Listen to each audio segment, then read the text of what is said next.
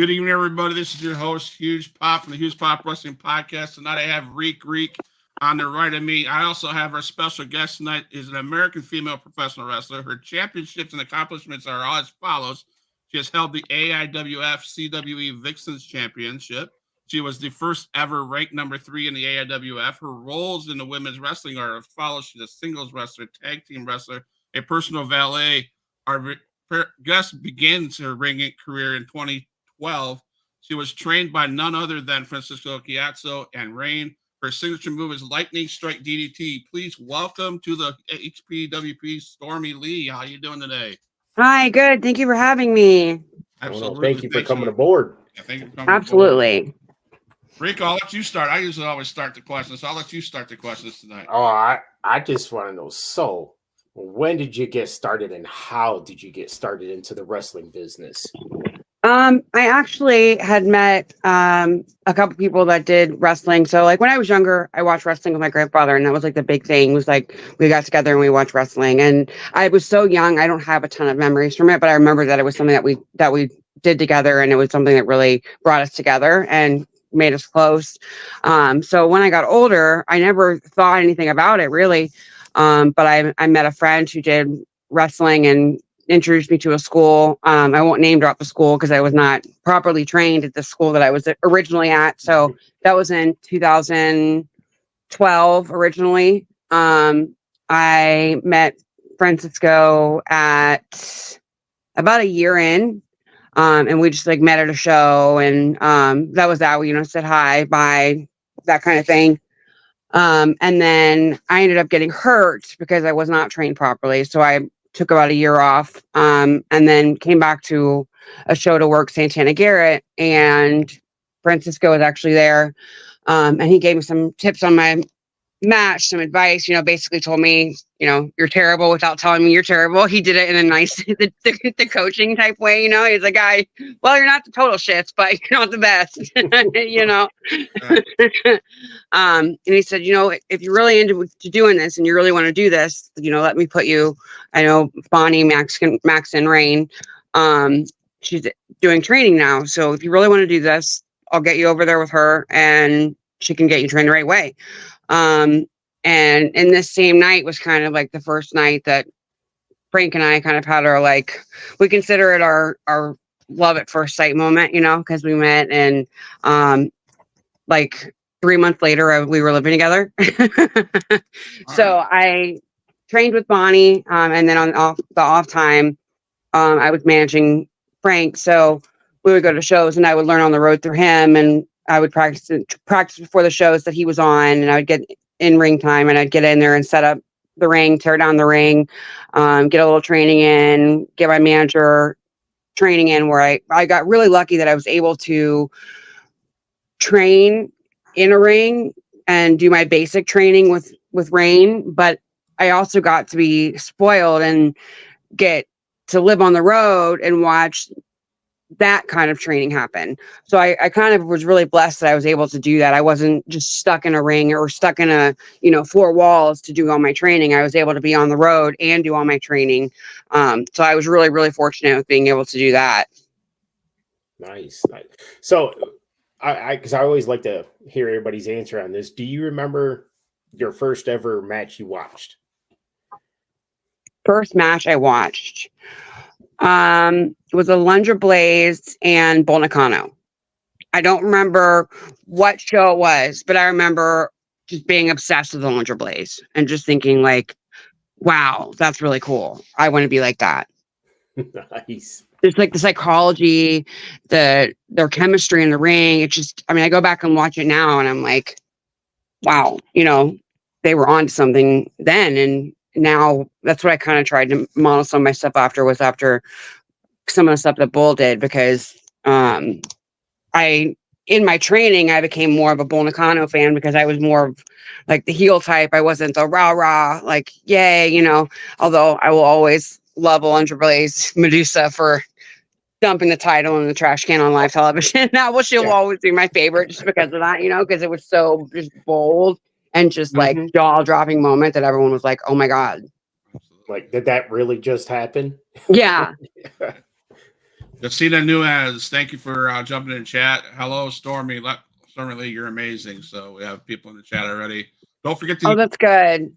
don't forget to hit the Good. follow and subscribe to our YouTube channel.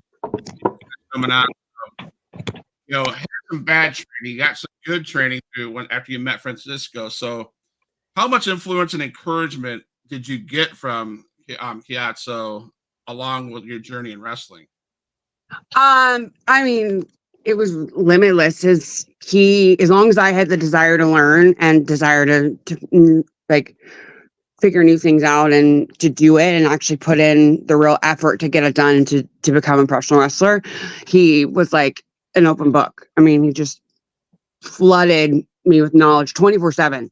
It was always some kind of like, we would listen to like wrestling podcasts, and he would, bring up old matches. And when they would bring up an old match and they would talk about the psychology or the story of it, he would, wherever we were, he'd put a bookmark in that, and we would sit down and we would watch that match, and we'd go back and listen to the podcast and compare notes. And like he was just his brain for it was something like I've never seen before. I mean, he just had such a brain for it and such a love for it. Like, and he would teach me like chain wrestling moves in the living room when we weren't at practice, and there was things that we saw on TV that I wanted to learn. He would, we'd move the coffee table to the side, and he's like, "All right, come here, let's try it." Nice. So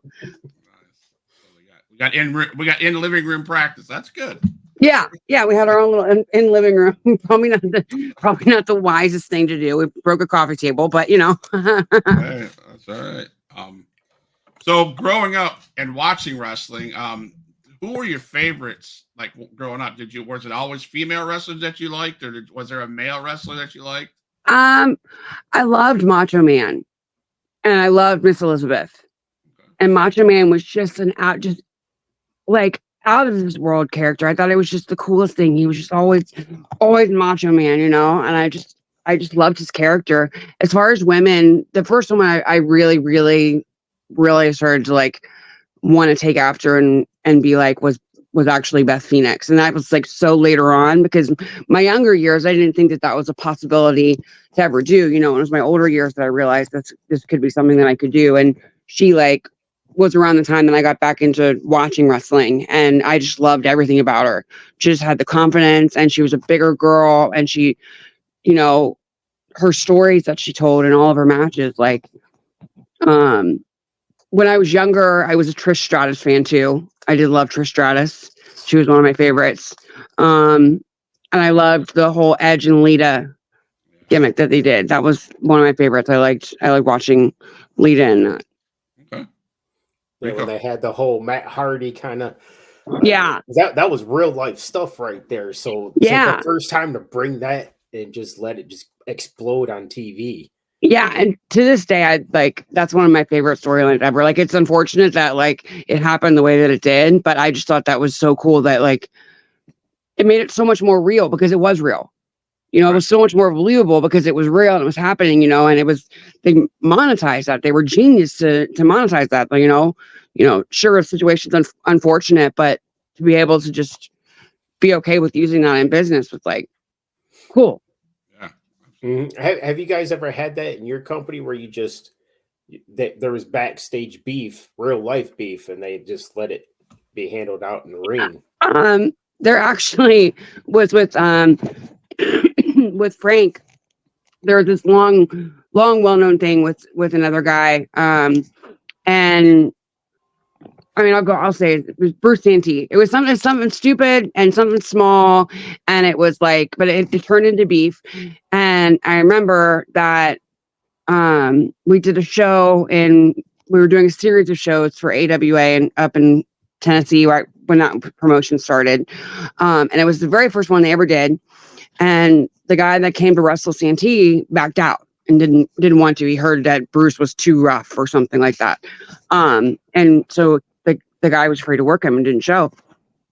So Bruce was in the back, like, let's go find somebody, and I don't remember exactly how it went down, but Frank stepped up and Bruce was like, Frankie, now Frank will get in there and actually work and actually wrestle. Let's go and finish this beef out there. And they went out and the two of them beat the crap out of each other safely. They were safe. Neither one of them hurt each other, which was incredible because at the time it was like, I mean, it was some pretty intense stuff. And so for them at the time, they were both such professionals. And to this day, I respect the hell out of Bruce Santee for it, because when they got out of that ring, they were good, and they were good from then on. They'd settled it like men and dealt with it in the ring.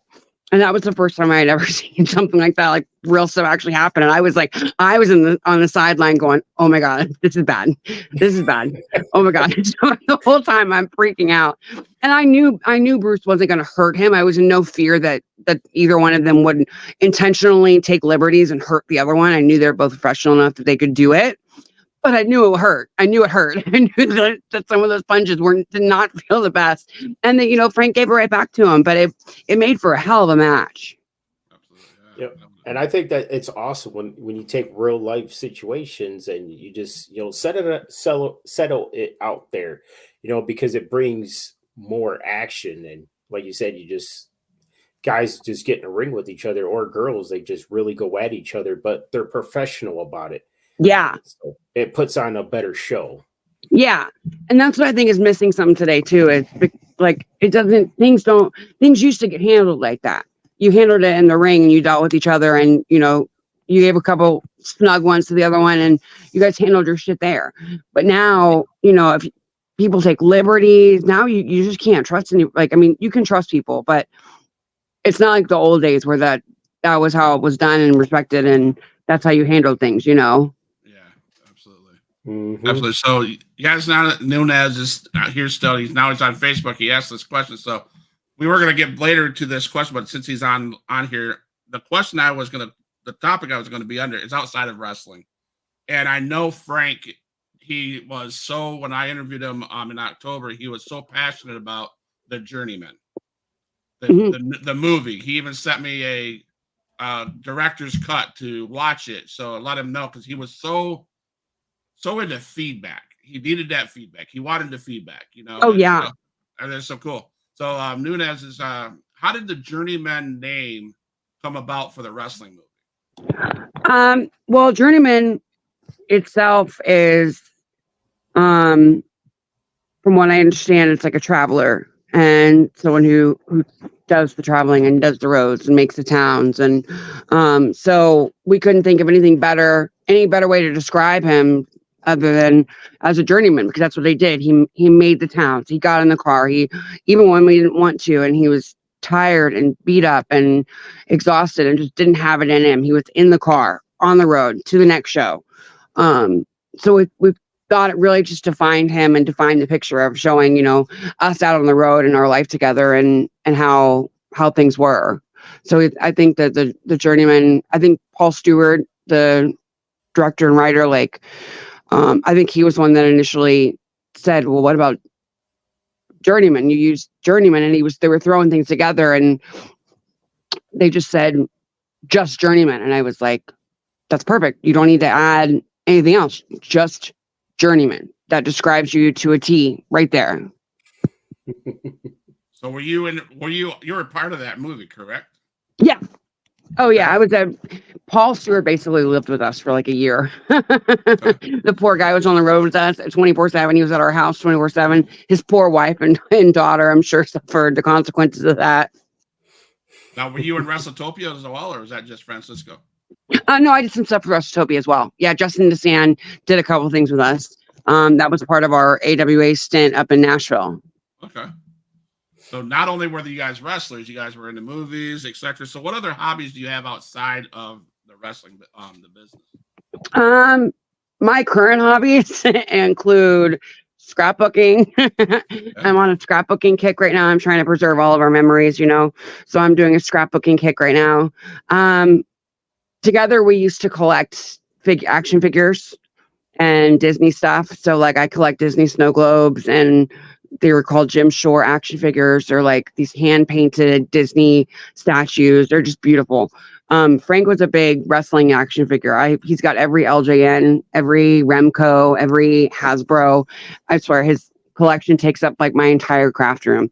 And we have that was our thing, was we would go around to little thrift shops, and we would go around to like toy cons and like comic cons and things, and we would find things for our collections.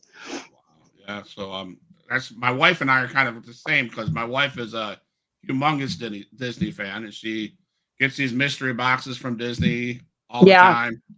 You know, and I'm like, cool. And I'm, as you can see behind me, I got Funko Pops. I got more Funko Pops over there. And so we used to have a huge collection of Funko Pops, but they just took up so much room with their boxes. We just ran out of space for them. You get so many of them, next thing you know, it's covering up your whole wall. Yeah, and that's what happened. Like, it made, actually, we had our part of our living room was like a sunken living room, and it meshed in with our dining room, and our Funko Pop wall ended up being like a divider from the dining room to the living room. So it made its own little wall. That's awesome. So, man, you guys, Nunez, thank you for all the hearts. Thank you, Stormie. I really appreciate you so much, and I always continue to watch it. And I always honor Francisco sending you hearts, love. Thank you. Oh, thank you, Sam. She is a true sweetheart. That's awesome. That's awesome. Thank you for pointing on the podcast. That's great. Rico. So when you were, like, let's say in high school, did you have any goals besides wrestling, or was it just always wrestling? No, it actually wasn't wrestling until I met Frank. When Frank and I started, that was when, so 2015 was when wrestling, like my love for wrestling, really took off. Before that, I had every intention of going to school and becoming a lawyer or a veterinarian. I hadn't picked which one yet. Both of those, now I'm like, okay, those are two totally different job careers. We've kind of blown that away. So right now I'm in school to be a veterinary technician. So that's kind of my passion currently. Since I got hurt with wrestling, that's kind of, I had to put my brain back to the test in school and start school again. So that was I always really wanted to be a lawyer. I played softball, and volleyball and cheerleading and basketball in high school. So I really wanted to be a softball player. That was like my number one goal, was to like go to college and play softball. It just isn't amazing how things just change. Like, you got your mindset on this, and then the next thing you know, you're over here and you're like, hey, I love this though. Yeah. It completely changed every like course of action I had, like thought that I wanted in life, you know. And I think Frank had a big part of that too, because he just made it so much fun, you know. Like, we actually got to like live our dream, and we got to live our dream with our best friend, you know. And that's what made it so much cooler to me, and that's what made me love wrestling so much more, was because we had such a love for it together, and it gave us so many great memories. You know, I will always, there was a time when I had a love-hate relationship with wrestling, but, you know, I always have love for wrestling because it gave me, you know, 10 wonderful years that I had with Frank. Absolutely. So I got to ask you, just to mess with Huge Pop, were you okay with Cody finishing the story? Yes. I think so. From what I remember from the story, yes, I like Cody Rhodes. I wasn't a fan of him with AEW, but I always liked Cody. I always felt like he was a really hard worker, and he really did, you know, what he could to help other people out, and you know, any kind of storyline that he ever did. And I felt like he was just an underrated guy, and he never got his chance. So I thought that him getting his chance and him getting a shot, like, was so well deserved. Mm-hmm. And I just say it because Huge Pop, he wasn't very happy about that. I mean, no, I mean, and I'll explain why. I mean, you're right. They put him in every storyline. And again, I'll say this Cody Rhodes was misused when he came to WWE 2 years ago. I thought he should have finished it then, but he got tied up in the Jimmy and Jay and Sami Zayn, and then with Kevin Owens and all this stuff. And then I was like, they almost lost it. And at that point, Roman Reigns and the Bloodline just was skyrocketing out of control. Like, they were amazing, you know. And I didn't like them, though. I didn't want Roman Reigns to lose because, and it's proven right now, I watched SmackDown for the Bloodline. I watched SmackDown for Roman Reigns. Now they're doing what they're doing. I can't get behind, because there's no Roman Reigns. There's no really Bloodline. I mean, it's almost like, it feels like they're throwing it together.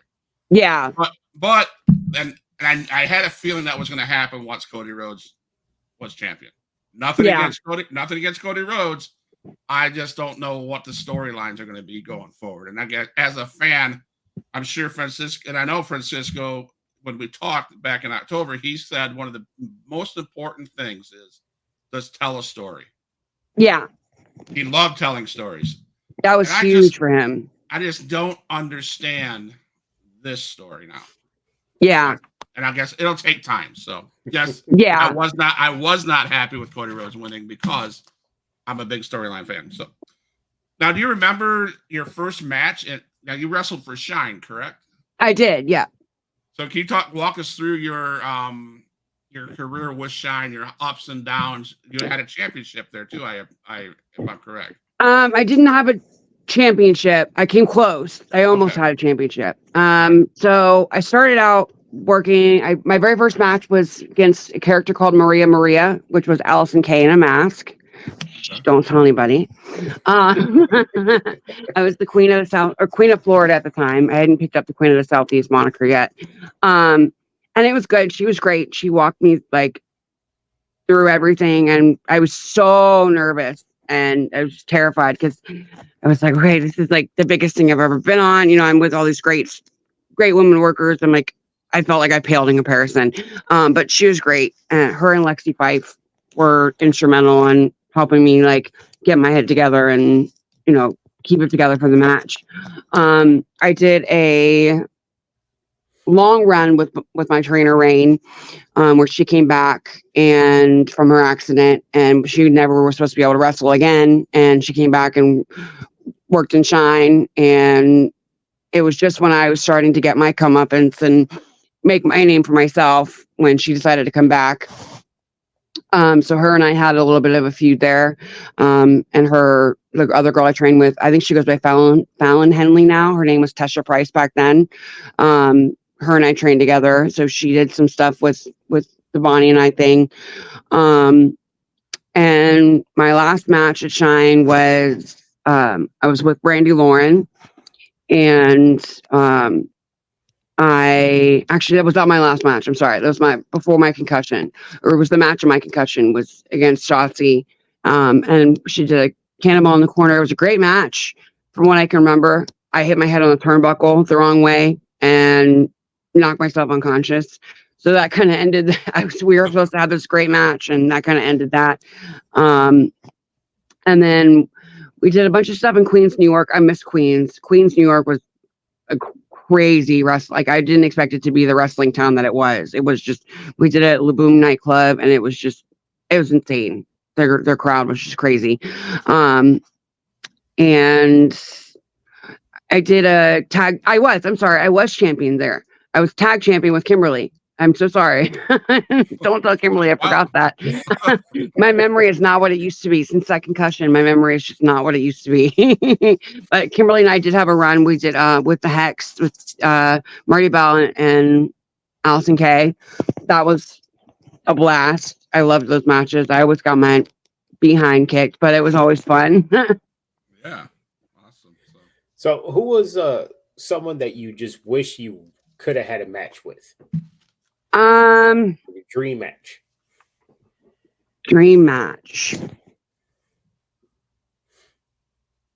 Well, it was Mercedes Martinez. I did get to work her, and she helped me train a lot. I would love to be able to work with her again and have like a longer match and a longer story, because she was just incredible to work with in the ring. Dream match that I would never have in a million years, I would have to say against Beth Phoenix, because I idolized her in my starting days. So that would be my never gonna happen dream match. Yeah, Beth was amazing. She really was. I mean, she's still like her just whole demeanor, which is to me was incredible. Just, you know, she got around and she moved in there like some of the smaller girls, but she never, you know, and I feel like it never got to her head. You know, sometimes that's important. Like to feel like no matter how big somebody is, they're still the same in the locker room. And I always felt like that was a true thing about her. I don't know why. I never met her, but it just always seemed like things that I saw and heard. And And watching her, it seemed like that was the kind of person that she was, and of course, being married to Ed, she kind of was a similar way. So it wouldn't surprise me if she was that way. So will we ever see Stormie Lee back in the ring, do you think? Probably not. My concussion was pretty severe. I've had 3 that were pretty bad. My most recent one, which was I think 5 years ago, permanently ruptured my eardrum, and caused a lot of memory problems. So like, there's a lot of specific things. Like if you were to ask me specific dates or times or specific, like there's some stories of Frankie and I that like I can't remember fully because my memory loss has just gotten so bad from that most recent concussion. So I am not allowed to be back in a ring, unfortunately. I wish. I almost did for Frank's memorial show, and I knew he would support me if I would have decided to do that, but I felt like there was enough of his students that could pass the tradition on and could do a good enough show that I didn't need to jump in there and risk getting hurt or risk hurting somebody else, Absolutely. So I have this question, and I struggled writing this question, but I will ask this. Stormie Lee and Francisco Chiazzo. The question is, what does Stormie Lee stand for? And what did Francisco Chiazzo stand for? What legacy do you guys want to leave on the, or what stamp do you want to put on the business of wrestling? I think Frank's legacy is his trainees and his students. He left the legacy of being an incredible trainer, mentor. He was like a dad to a lot of those kids. So I think that's the legacy that he left.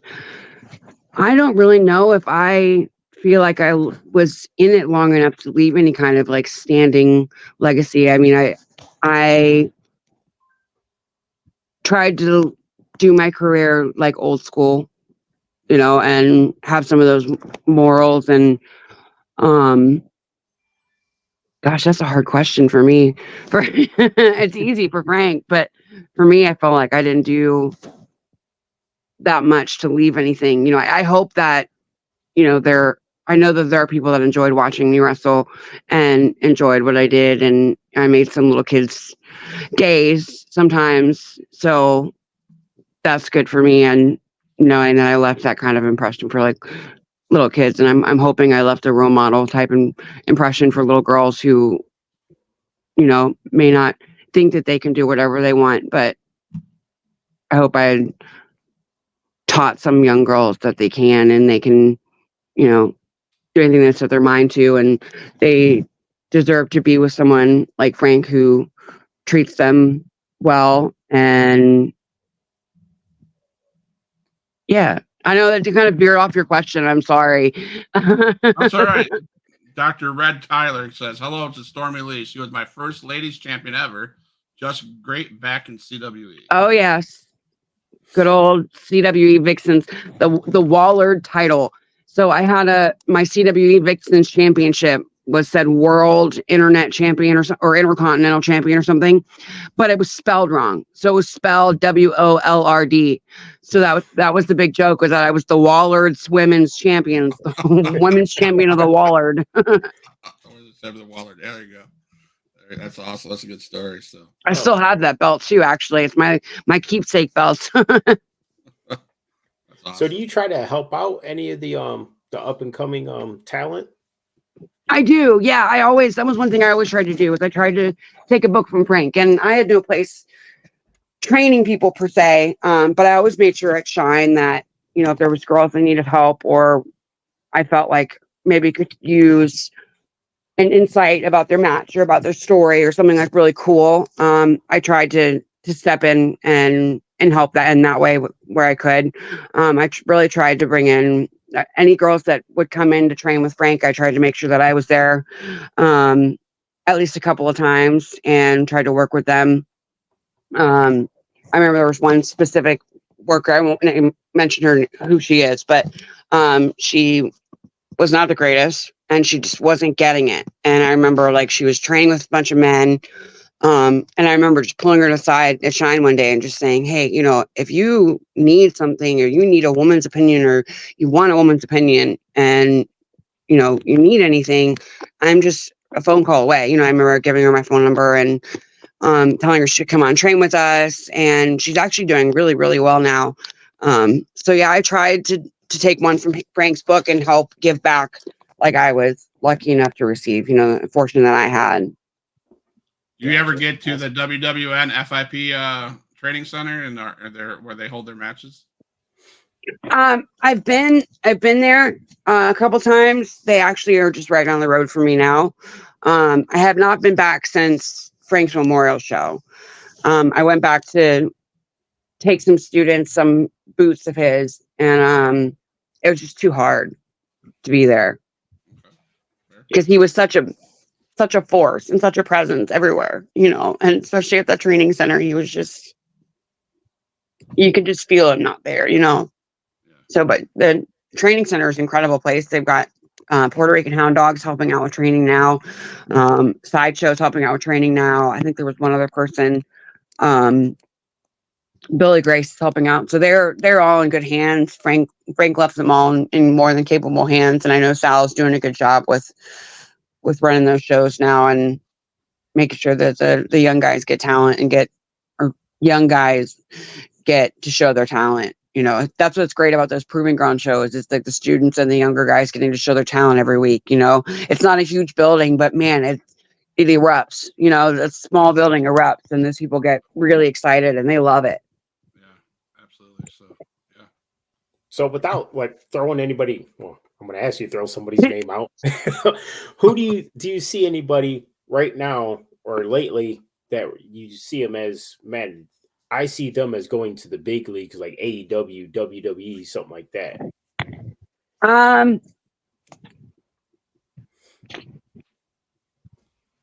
I'll be honest, I don't really keep up with wrestling anymore.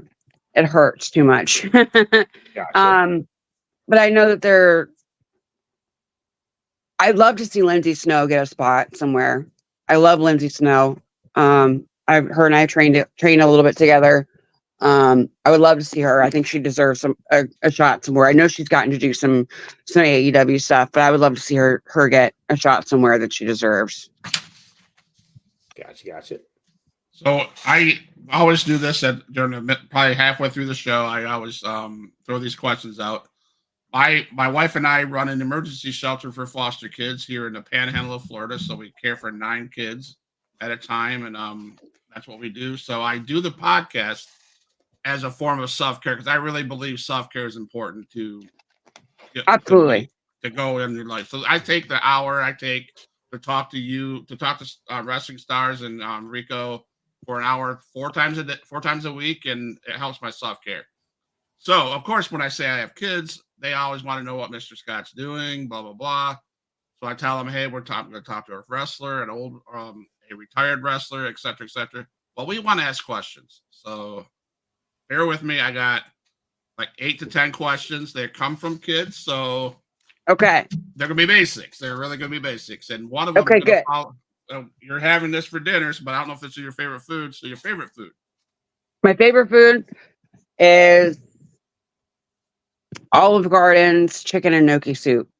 Oh, it's to die for. If you've never had it, it is so good. It's creamy chicken and dumplings. Oh, it's delicious. That's my wife's favorite. Never tried it. No, you haven't tried it's gnocchi so soup? good. Never tried it. No. All right, it's one of my wife's favorite soups too. Does pineapple belong on that pizza that your dad brought in? Absolutely not. Absolutely not. Okay. No. Favorite TV show? Right now it's Sopranos. Okay. I'm finishing up the Sopranos for the second time now. All right. Favorite movie? Favorite movie would be, it's not a very well-known movie. It's called Rose Red. It's by Stephen King. It's about this big, giant haunted house. Yep. My wife loves Stephen King. Yeah, my wife's a big Stephen King fan. Man, we got a lot in common with my wife. You watched that movie? I just rewatched it. She just rewatched it. Nice. Favorite book to read? There's a book from when I was in high school. It's called Dante's Inferno, and it's about like the spirit who travels through like the 7 levels of hell, and kind of an interesting read. So, you know, I told you my wife is a Disney freak like you are, and she collects Funko Pops, and she's a sci-fi-ish. So she just handed me this. She wanted me to show her Stephen King Funko Pop. Oh, nice. Yeah. Do you have pets? Talk to us about your pets. Okay. We have what we call the zoo. Okay. So we've got 3 cats, 2 calicos. One's Bailey, one is Bella, or Kitty Kitty, as Frank liked to call her, and then the other one is Cloud because he's fat like a cloud. Okay. And I have 4 dogs. The Dachshund Corgi mix is named Princess Zelda, like the video game. Okay. Zachary is our Black Lab Border Collie. And then we have Prince Thor, who was originally supposed to be a road dog. He's a little tan chihuahua. And then Roscoe Boy, who was Frankie's absolute favorite. And just, they were 2 peas in a pod. And he's a little black chihuahua. He and Frank and those 2 chihuahuas, I swear. Okay. What's your hobby? Hobby is scrapbooking and thrifting. I like thrifting and yard sailing. So I have an eBay store. I have my own Macquarie store. So I like to go thrift shopping and yard sailing. Okay, that sounds fun. Do you have a Mount Rushmore of wrestlers? Huh. Mount Rushmore wrestlers. Let me think on that. That is always a very good question. Yes, it is. Macho Man for sure. Dusty Rhodes. I have to go with Andre because I was a big Andre person when I was younger. And Hulk Hogan, because what's more iconic than Hulk Hogan coming to center stage and just ripping his shirt off before a match, you know? Yeah. Mm-hmm. My brother would say, Hogan must pose. And he did. Yeah. Favorite vacation place? We took our honeymoon to Aruba. It was beautiful. Whoa, always wanted to go there. Oh, so gorgeous. We did a excuse me, a bus tour around the island, and we did some snorkeling stuff. Oh, it was beautiful. We're going to the Bahamas in 2 weeks. So I'm excited. Nice. We've been there a couple times. That was our favorite thing to do, was cruising. We love to get on a cruise ship. Okay. Never been on one. No. Oh, it's the way to go, man. It's so just drama-free, stress-free. You don't have your phones. You can't get in contact with the outside world. No one can bother you. Oh, it's great. So something cool about Rico and I, his daughter is married to my son. And so we have the same grandbabies together. So it's kind of cool that we nice. 2 nights a week together. We talk wrestling, whether it's interviews, whether it's WWE or independent stuff or whatever it is. So that's cool. Nice. That's the connection we have. So yes. So Rico. So I gotta ask, how come everybody always says no to pineapple on pizza? Well, come on. It just doesn't go with pizza. You have like the sweet and like then the salty. It just doesn't go. I like pepperoni and sausage on mine, so it just makes it a weird combination. Well, yeah, if you get the ham and the pineapple, I mean, it's just. See, I've never had ham and pineapple on a pizza. I've had pineapple, like just pineapple on a pizza, and it just did not go well with the cheese and the sauce flavor. It was just weird. I've only eaten it with ham and pineapple, but it's pretty good. That's because we've asked so many people, or he has, and everybody says no. It's like, that's like the big like thing is pineapple on pizza. That used to be a big joke with like Aja when her and I we'd be on the road. It would be a big joke because she loved pineapple pizza. She would like fight to the death for pineapple pizza, you know, and she would sell your soul on it. She would like. You would think that they paid her. They invested in her to promote pineapple pizza. Nice. Nunez says, favorite part of your matches you have done. What's the favorite part of your matches? My storyline with my trainer, Rain, was probably my favorite that I've ever done because we both were so invested in it, and we had such chemistry. It made it so much more fun to just go out, and we could go out and beat the tar out of each other, and we knew that like it was safe, Right. So do you have any road stories or anything that just you'd say probably is your favorite story?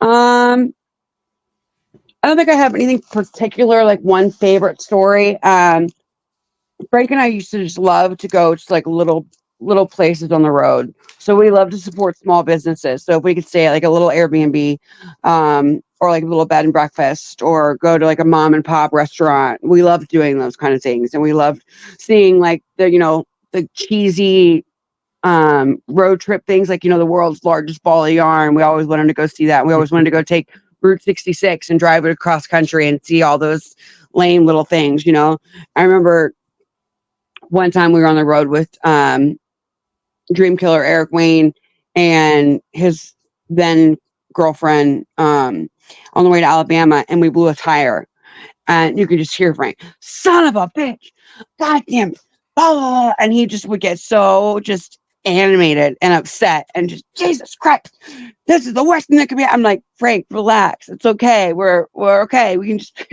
pop another tire on. He's like, what are you popping another tire on? We can't just pop another tire on. That's not how that works. That's awesome. He was so animated, and so he would just get so upset over like small things, and it just used to crack me up because I'm like, you're wasting so much energy right now getting so upset, and I'm just laughing away. I would just laugh and watch him just lose his mind over something small, and he just should be like, this is the end of the world, and I'm like, it's not the end of the world, Frank, you're okay, I promise. Was he outside kicking the tire? Yes, he actually did go outside and kick the tire. And I remember one time we were in Nashville, and we were in a bad part of Nashville, and he went over, he was driving like a maniac, and I told him he was driving like a maniac, and he didn't listen to me because, why would he? So he goes over this giant pothole, pops the tire, just explodes the tire. And we're in this like hood gas station. No way. We don't have any of our weapons on us. It's just us. We have no idea where we are. And I just remember him trying to take off the tire, and it just was the funniest thing. I'd never seen it before in my life. And he just could not figure out how to get the damn tire off. And I was like, why are we even just call AAA? It's midnight. They're not going to come out right now. Like, Frank, they're going to come out at AAA. I promise they'll come out. And he was just out there with that axle trying to jack the car up, and at the same time and trying to take off the wheel locks. Oh, he was a mess. That's awesome. Well, my wife and I, when we travel, it's a known rule for Miss Edie and I to not eat at chain restaurants. Yeah. I don't care what it is. We're not going to eat at chain restaurants. And yeah, that was basically what we had. That was our little rule. Was we always had to find a mom and pop place. Yeah.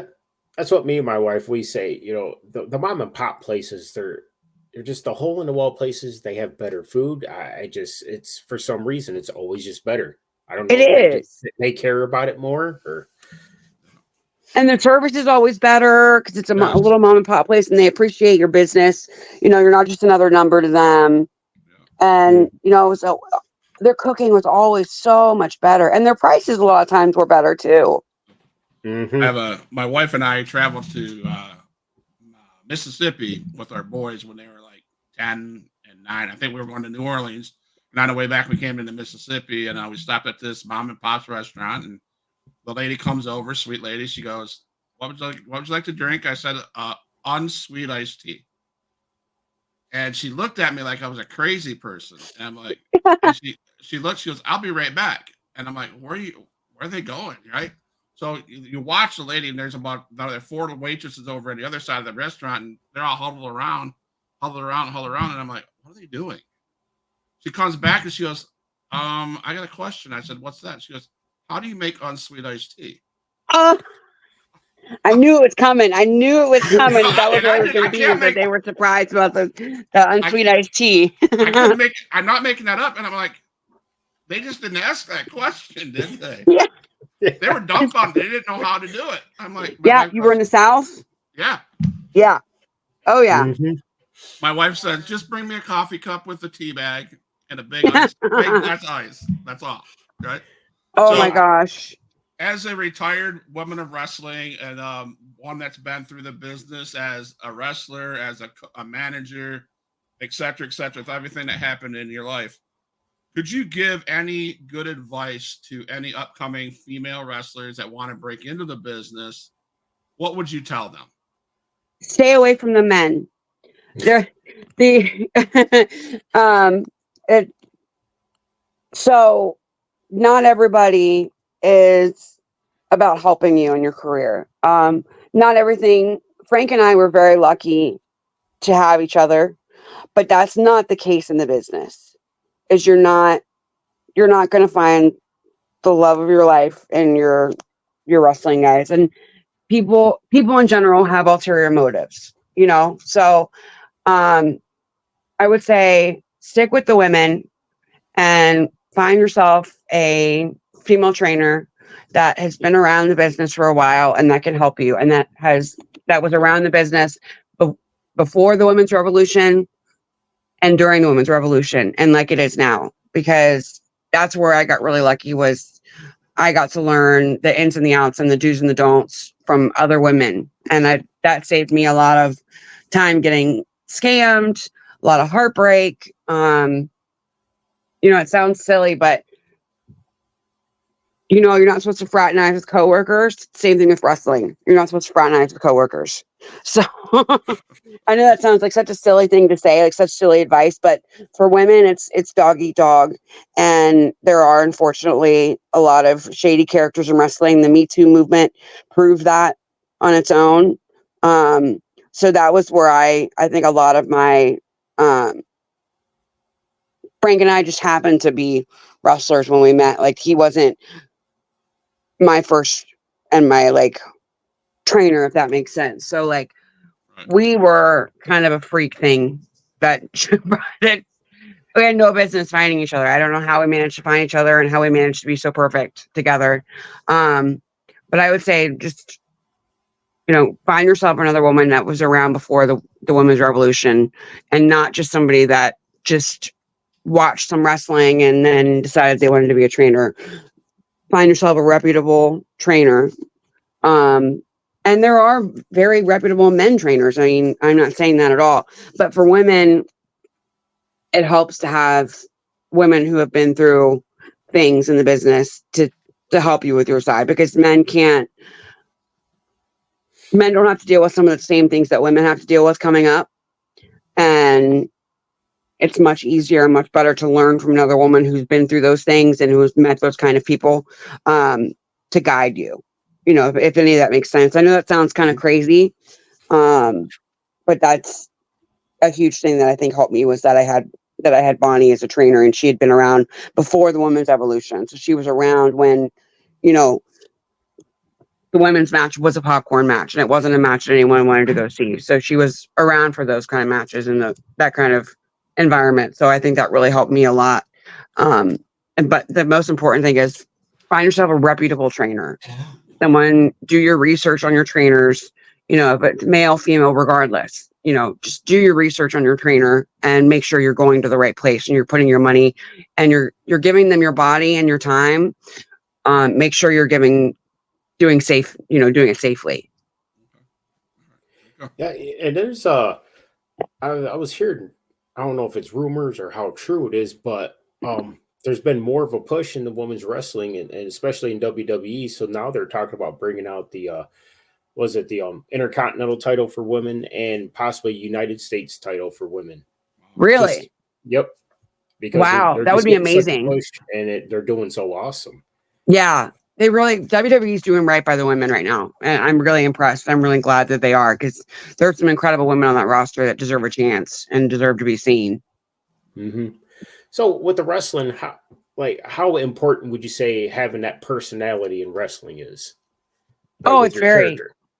very important. It's everything, because I've had some bad, bad matches, but my character and my gimmick around it saved me during those bad matches. and during that time. So like there would be times where I would completely forget something and just go just blank.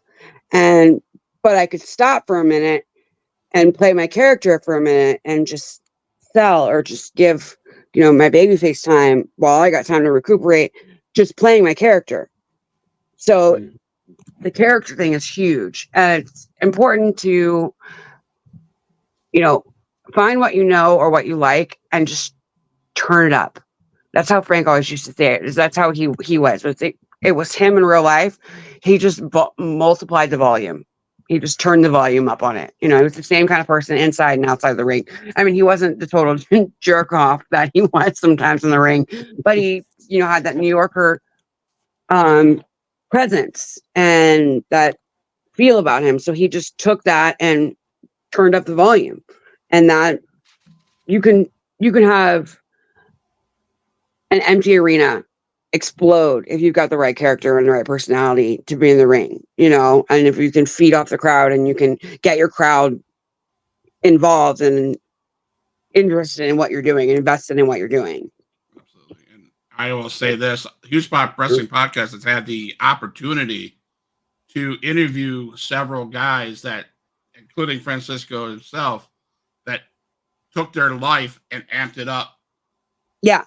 A lot. And I can name the names, and I'm sure you would probably heard of them because I think some of them came through with Francisco. So Portela, Rich.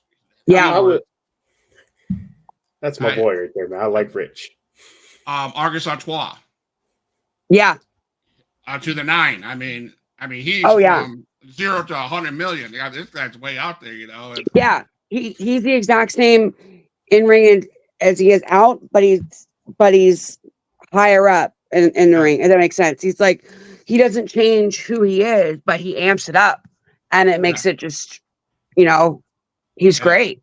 Absolutely. And then, and it's just so cool to see those type of guys, and I watch a indie wrestling show down here in Panama City, and I know, your husband knew Damian Wayne. Yeah.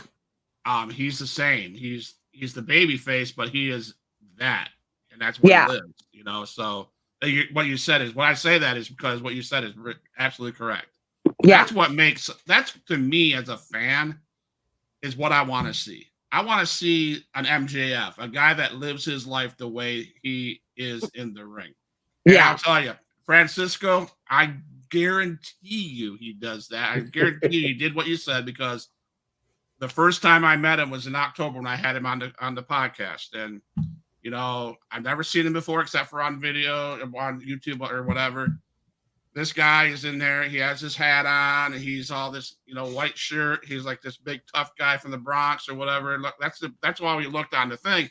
Yeah. And I stumbled over his name.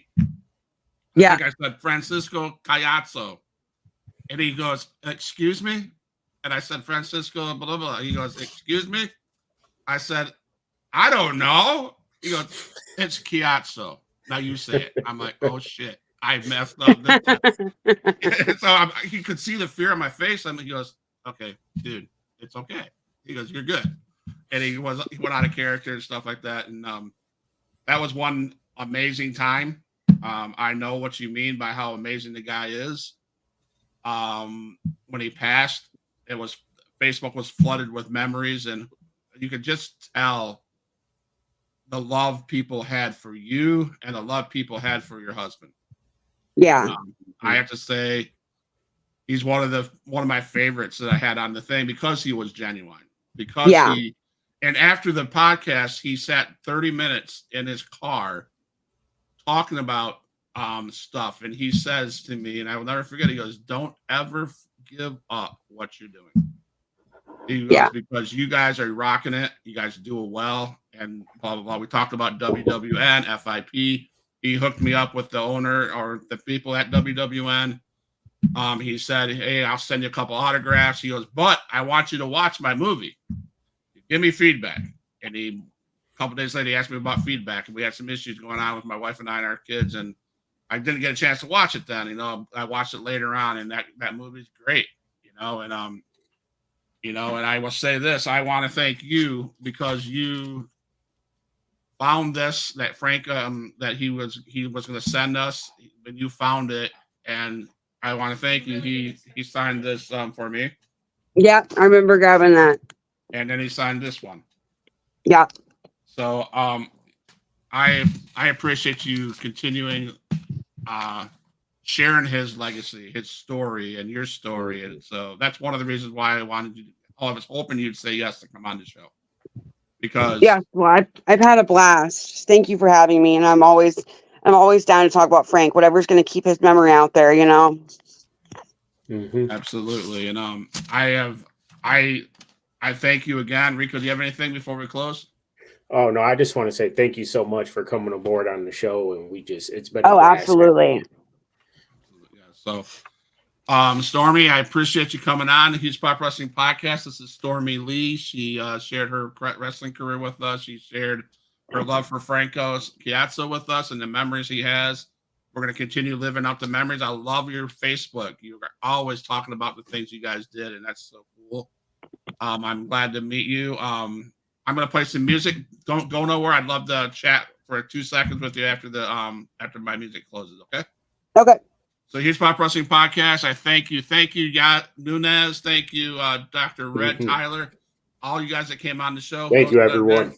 Thank you. Hit the follow subscribe button. We love you. You guys make what we do easy. So I appreciate it. Huge Pops out. All my dogs, make some noise up in this house.